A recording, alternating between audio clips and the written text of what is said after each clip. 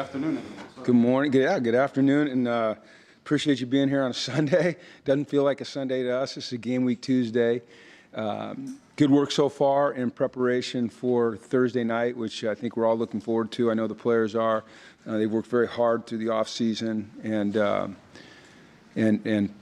this summer to get ready for this. So we're hoping to go out and play well against a really good football team that last year, that university had a lot of success against us. So, we want to go out and we want to play to our potential. I'm sure there'll be some nerves, there'll be some anxiety, but that's okay. I'm really proud of the way these guys have prepared and gotten themselves ready to get back to this point. So it should be a fun night. Yeah, Jim, can you speak to the quarterback decision and how you arrived at it? Well, a lot of metrics are measured. We keep track of everything, off of film. Sometimes the way it looks in practice is not, to the naked eye, is not exactly the reality of the situation. But, really all four of those guys. Let's kind of eliminate Tucker just because, Tucker was hurt a lot of camp, and it was really a three-man race between Zion, who's our starter for, as you guys know, 12 games last year, and Taekwon, who was a starter at the start of the season before he got hurt the second drive, and then Joe, who came in new. And all three of those guys really competed hard. They competed well.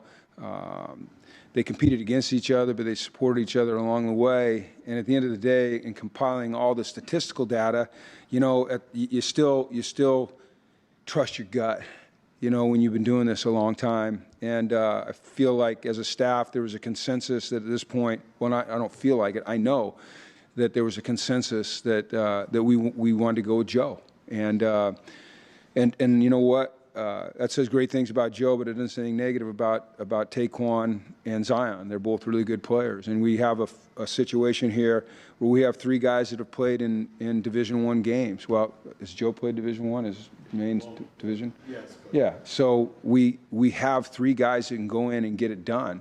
And that's a luxury. A lot of times people say, well, if you have more than one quarterback, you don't have any. I'd say in this case, we've got three. But, we just decided as a staff that we were going to go with Joe.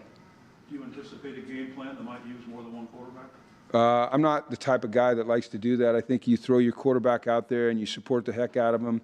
I was thinking about this, anticipating this question or a question like it. I was trying to think about during my head coaching career. I believe last year in that Myrtle Beach game was the only time I pulled a quarterback out of a game because I didn't feel like his performance was what it needed to be. And that was Zion, and it really wasn't necessarily because of his performance. It was just to calm him down, and then we put him back in. I may be wrong, but I believe that's a consistent throughout my career. I think you pick a guy, and you support the heck out of him, and you go with him. And if there's ever a chance to make a move or a reason to make a move down the road, then you're prepared to do that. But you want to throw all your support at one guy. What stood out about Joe? What stood out? Well, like I said, it was really close. So I would say that, once again, when I say this, when I say what stood out about him, I just want to be clear that it's not a negative towards the other guys. Joe's very poised. Joe has some height to him. Joe has played a lot of snaps of college football. He's thrown a lot of passes in college football. I think there's a strong correlation between, the number of snaps you play at quarterback and the number of throws you've had and your ability to have success. And so that was important to us. He's got a very calm demeanor. He's a strong but quiet leader. I think that, if things aren't going well, he can keep his composure very well. If things are going well, he stays steady. And so I'm excited to see him go out and play Thursday night. I think he's going to play well. We have to do a great job of supporting him. We have to be able to run the ball well. Our receivers have to get open and make catches. We have to block up front. We have to play good defense so that we don't put him in tough situations. So it's all about the team supporting each other and supporting our quarterback. How valuable What's that, Joe? How valuable was his previous experience with Coach Charlton at Maine? I'm thinking because he stays in a similar position with their quarterback. Well, he's probably played the most games in this system. So just knowing the nuances of the system, inherently, because of experience, I think that, gives him a little advantage. And it is important, being able to change things at the line of scrimmage like you like to be able to do now in college football. Maybe seeing things just a tad bit quicker because you've seen it before, you've been in that situation before. You'd hope that those things translate to success on the field. Would this be any special packages you kind of introduced to use Roberson's quarterback? What's that? You anticipate any special packages to be introduced to use Roberson? I already answered that question. Yeah. You asked the same question about using, the other quarterbacks, right? Yeah. So I answered that. What went into wanting to hire the special assistant? Johnny? Yeah. I call him Johnny. John Pagano. Well, first of all, we go way back. I've known him since I was 6 years old. We were in Boulder, Colorado together. My dad was assistant coach at University of Colorado. His dad was a head coach at Fairview High School, which was our local high school. Our families were really close. We share a very similar background. Our dads are coaches. His brother was a head coach in the NFL. Johnny and I worked together in New Orleans. We worked together. He worked with my dad in Indianapolis. We've just been really close friends for a long time. He's a tremendous defensive mind and a tremendous football mind. He's had a lot of success at the NFL level as a defensive coordinator in San Diego and in Oakland, and then as a position coach other places that he's been. And he spent some time with us this spring. He came in and just was hanging out with us. And he really bonded with our staff. I think our players really took to him. They liked him. He gave them great advice, off the field, whether it be about football or about life. Kind of from the perspective of an older guy that's spent time in the NFL. And he had a willingness, he had a desire. He's passionate about football, and he had a willingness and a desire to get back closer to it. So took this opportunity to hire him, and he's been a tremendous asset, I think, to our whole staff. He's been a tremendous asset to me. Our football backgrounds are very similar. Our philosophies about not just defensive football, but football and how to run a team are very similar. He's a guy that has a lot of experience that I can bounce things off. We have a fairly young defensive staff, and I have a tremendous amount of confidence in him. But when you're able to bring in a guy that has so much experience at the highest level and has had so much success at the highest level, it can only help your team. And so I'm really excited that he's here. With a healthy offense and some good additions, how much more can you kind of open up the playbook a little bit more this season? We'd hope we can be a little bit more diverse. Every week's a little bit different. What you're trying to emphasize, how teams are playing you, what you're trying to do to attack that. I think that the fact that we've got healthy receivers right now and healthy tight ends, and we've got more receivers and tight ends really that we feel are productive players than maybe we've had in the past at this point in the season, is going to help us. We've got a quarterback or quarterbacks that have been in the system, so they have a better understanding of it. So you're able as a coach, to feel more comfortable doing more things. Game planning a little bit more specific. We always have a base package that, that's kind of our foundation, but each week being able to add things that are going to try to take advantage of what a defensive scheme presents is really important. But you can only do that when you have a group that understands the foundation of your offense. So it should be a positive. Coach, can you talk a little bit about NC State? And obviously, first game of the year, but you did face them last year. How much does that help? And is there anybody out there on their team in particular, Aiden White or somebody who you have to scheme particularly against? Yeah, it's from a defensive standpoint, here's the challenge, is that you've got a coordinator and a quarterback and an offensive line coach that were all together at Virginia 2 years ago. You've got an offensive coordinator that was at Syracuse last year. Now they're all three together at NC State. So defensively, in looking at NC State, you're not really looking at our game from last year other than looking at particular players that you may have to stop because of the way they will probably use them. We know that their head coach and their offensive coordinator is very creative in the way he uses players, and you watch Virginia, he's very creative in the way that he uses tight end bodies. They've got some really good tight end bodies there, so that presents some challenges for us. From an offensive standpoint, they haven't really changed much. You know, they're a very, very good defense. They're solid up front. You know, one of the better offensive or defensive lines in the country, in my opinion.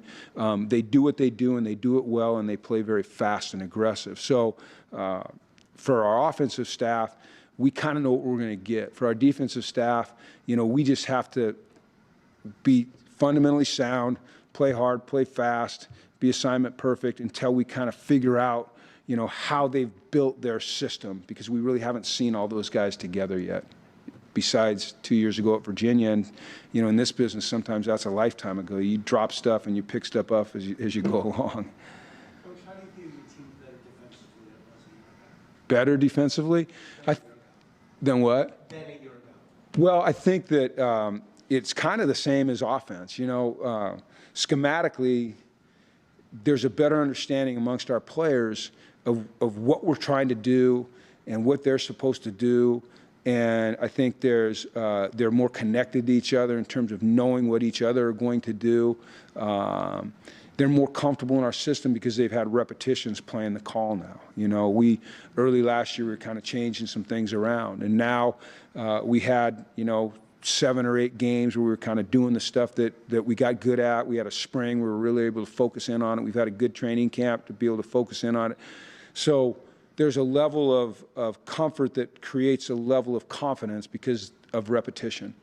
And, you know, defense is it shouldn't be complicated. You know, do your job, play with great technique, and set your hair on fire and go to the ball. And that's what we'll try to do With the experience, without setting our hair on fire. Go ahead. The experience you have coming back on defense, does that give you the license maybe to be a bit more aggressive, maybe more blitzing? It depends on the situation. Being more aggressive and blitzing more are two different things. We should absolutely be more aggressive because we know what we're doing. So you look up there, our little thing there, if you play with certainty and you play with trust, you're going to play fast, you're going to make plays. So to me, being aggressive is playing fast, right? But in regards to like blitzing, pressures, you know, bringing 5, bringing 6, bringing 7, yeah, when the guys understand the scheme more, you're not taxing them mentally when you add some pressures that maybe take advantage of some protection schemes. So but it's still a function of where you are in the game and how the game's being played. You know, I've went into a game, I think when I was the coordinator at San Francisco, the Buccaneers had just come off the Super Bowl. I think it was the second game of the year, and Gruden was a head coach, and we were just gonna blitz the crap out of him. We were just gonna bring it. In the first third down, we bring a pressure, and Joey Galloway goes like 80 for a touchdown, you know. And so the rest of the game, there was no more pressures, you know. It was 2 deep, 3 deep, and that was the only touchdown they scored in the game. So, you know, the situation in the game kind of determines what you do. First time in a while, there's some real expectations from fans about the program. What are your expectations from this fan base in your home opener? Obviously, you want to see the energy in the crowd. Our expectations for our fan base, God, I don't like putting expectations on our fan base because I feel like we have to earn everything. I would love for them to come out and support these players that it's so important to, you know, that have worked so hard, that are running on that field trying to represent, you know, our fans and this state with a lot of pride. But ultimately is if we can go out and play football and exciting football and bring fans into the stadium, you know, that's the thing, you know. I've said it a lot of times, people spend a lot of money to come into the stadium, and we gotta earn the right, you know, to have them want to open their wallet and spend the money or take the time on a Thursday night or a Saturday to come and support us. And that's one of the things we work about. We don't want to be entitled and think, why aren't there enough fans there? We respect the fans that are there. Man, we'd love it to be packed. We'd love it to be packed, but we got to build that. We got to build that. And that's one of our objectives. And winning, as we all know, winning is the number one thing you can do to bring fans into your stadium. So we got to win. You know, we were 5-1 at home last year, so that's a decent start, but last year's over. We got to start over. Having to face Syracuse and that offensive coordinator last year, Jim. Oh, in the one loss. I don't know. Here, Mike, bring it up. No, go ahead. But can that, because you got that tape from last year, you can see his offense what Yeah. they're trying to do? I mean, will that help? It'll help us, but it'll help them too, you know? So they know what we do. It gives you at least a start, you know, it gives you a start. The thing we have to consider is that, you know, the quarterback and the offensive line coach and the coordinator are now back together. So, yeah, it gives you a start. But you also know this, like all of us in the offseason, we go back and we study our scheme and we study who our players are and we try to create schemes and concepts that put them our players in a position to do what they do best. And so, you know, it's going to be important that early in the game that we try to get a feel in terms of what they're trying to do, how they've changed things, you know, the tweaks that they've made, maybe anticipate where they may be going with some things and try to do the best we can to get our players in the right call so they can have success on defense. Jim, is there one group on the team, one unit that maybe is more improved, further along than you thought they would be? On our team? Yes. It's hard for me to say until we get out under the lights. You know, I mean, I think sometimes you can be fooled in camp or in the off season into thinking that, you know, one group or one player's made this huge improvement, and then when the lights go on and it's real, maybe they haven't. Or conversely, you know, you're worried about a player, you're worried about a group, and when the lights come on, you know, they raise up. I'm excited about our football team. You know, I think as a football team, I believe we've improved, but we got to go out and prove it.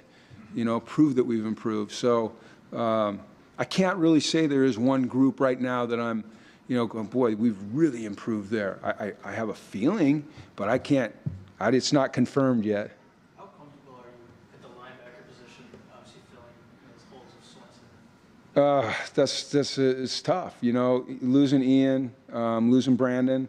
Those are two really good players. You know, Brandon, you know, has a chance to make the Buccaneers. I don't know when cutdown day is. I think it's coming up soon. But, you know, fingers crossed he makes it. And Jake. And we also, Burnsy scored the touchdown yesterday. You know, you want those guys to go on and fulfill their dream. But, you know, we lost some real experience in the linebacker room. Fortunately, in adding Noah Plack, we added some pretty good experience. This guy's played a lot of football. Now, it was at a different place and a different scheme, but he's still a good football player. So I feel pretty good there. And he's kind of an Ian-type body, bigger, but an Ian-type body and an Ian-type athlete. You know, he can do some things in space. And then, you know, Tui's been here. Tui's been here, and he's been working hard. He's developed, and it's his turn to step up and play, and I feel good about that. The depth is what's a little bit unknown. You know, everyone behind those guys is really new, you know, whether they're transfers or freshmen coming in. You know, hopefully we won't have to get to that depth, you know, unless we choose to. So I will say I'm comfortable with the starters and uncertain about the depth right now. But you've got a great one that's back in Jackson Mitchell. Does he take on more of a coaching role with these guys now? Because he's got to teach them the ropes? No, I don't think that's his job. It's our job as coaches to coach those guys. Now, on the field, you know, he's going to direct things. He's our primary signal caller. You know, he sets the front. He sets the rotation. He sets the pressure. Pressure being a blitz. So he is the guy with the most pressure on him to get everything organized. And he does a great job of it. But I think the best thing Jackson does in terms of coaching is he leads by example. You know, his work ethic in the meeting room, his work ethic on the practice field, his attitude every day, his commitment, you know, that's kind of a coaching role. You know, those guys, they follow, it's a leadership role. He follows their lead. He's tremendous. You said he's a great player. And when you watch him every day, it makes sense why he's a great player. Because he does everything right, you know. And it's fun to be around guys like that. You know, it's not common, you know, in this day and age. And he's special. And we've got some guys that, man, they focus in and they learn from him. And he will have a lasting impact on this program after he leaves this program because he's teaching the young guys how it's supposed to be done. It's fun to have him. Coach, in this day and age of the transfer portal, how different do you handle guys who maybe didn't get the starting job or aren't on the depth chart in a place where they want to be, especially the younger guys, in communicating to them that you still want them here and you still want to develop and keep them engaged? You know, it's something you didn't have to really worry about. You know, in the old days, you kind of waited your turn. And now there's that option of moving on, right? And I think the important thing is that you've created an environment on your team where they want to be here, where they see hope, where they know that their hard work will pay off, that you know, they know that down the road, and at some point down the road, their opportunity will come, and that they're prepared to make the best of that opportunity. You can't let them feel undervalued or underappreciated, you know, because everyone on our team is appreciated just for different reasons, you know. There's different levels of responsibility, but everyone's important. And so you have to make them feel that way, and you have to verbalize it to them right now. You know, I think that's really important.